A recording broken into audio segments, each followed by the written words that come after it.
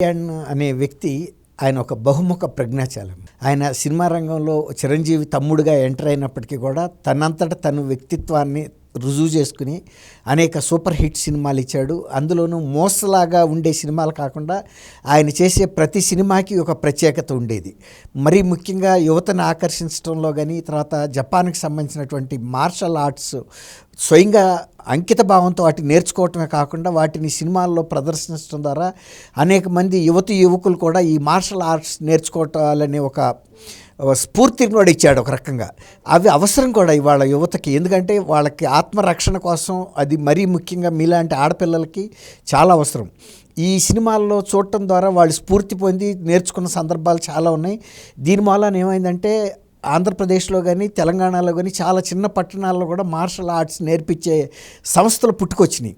నేర్చుకునే వాళ్ళల్లో జిజ్ఞాస పెరిగింది. అలాగే ఆయన కూడా వాటిని ఏదో